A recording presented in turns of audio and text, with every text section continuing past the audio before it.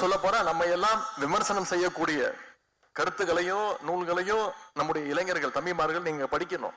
நான் உட்பட சொல்றேன், அனைவரும் படிக்கணும். ஏதோ ஒவ்வொரு பேச்சாளர் வராங்க, இளைஞரணி செயலாளர் வரும்போது கை தட்டி விசில் அடிச்சு கூடி கலையற கூட்டம் கிடையாது.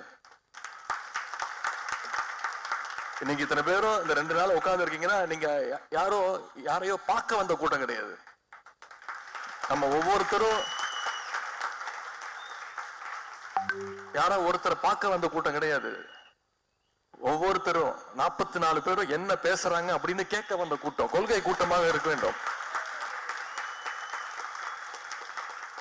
நம்முடைய தலைவர்கள் கலைஞரா இருக்கட்டும், பேரறிஞர் அண்ணாவா இருக்கட்டும், தந்தை பெரியாரா இருக்கட்டும், எல்லாருமே மாற்று கருத்து அதையும் கேட்பாங்க, காது கொடுத்து கேட்பாங்க. மாற்று கருத்து கொண்ட நூல்களையும் படிச்சாங்க. அதனால எதிரிகள், இன எதிரிகள் எந்த விதமான விமர்சனங்களையும் எந்த விதமான கேள்விகளையும் கேட்டா அதற்கு உடனே டான் பதில் சொல்லக்கூடியவர் நம்முடைய கலைஞர். அந்த திறமையை அவர் வளர்த்துக்கிட்டார். அனைத்தையும் படிக்கணும், அனைத்தையும் தெரிஞ்சுக்கணும். திராவிட முன்னேற்ற கழகம் தொடங்கப்பட்டது, கலைஞர் அரசியலுக்கு வந்தது வெறும் ஆட்சியை பிடிக்கிறதுக்காகவோ பதவியில் இருக்கிறதுக்காகவோ கிடையாது.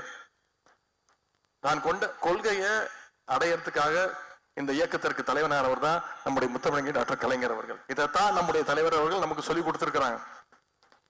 இன்னைக்கு திராவிட முன்னேற்ற கழகத்தை அழிக்கணும்னு புதுசா பல பேர் நினைக்கிறாங்க. புதுசா சில பேர் கிளம்பி வரிசையா வந்துகிட்டு இருக்கிறாங்க. திராவிட முன்னேற்ற கழகம் ஒரு சாதாரண அரசியல் கட்சியா அண்ணா திராவிட முன்னேற்ற கழகம் மாதிரி 10ஓடு 11 இருந்திருந்தா அதை யாரும் அழிக்கணும்னு முயற்சி செய்ய மாட்டாங்க. நாம கொள்கை கூட்டங்கிறது தெரிஞ்சதுனால்தான் அவங்க நம்ம அழிக்கிறதுக்கு கிளம்பி வந்துகிட்டு இருக்காங்க. குறிப்பா பாசிச சக்திகள் நம்முடைய கொள்கை கூட்டத்தை கை வச்சு பார்க்க முயற்சிக்கிறாங்க.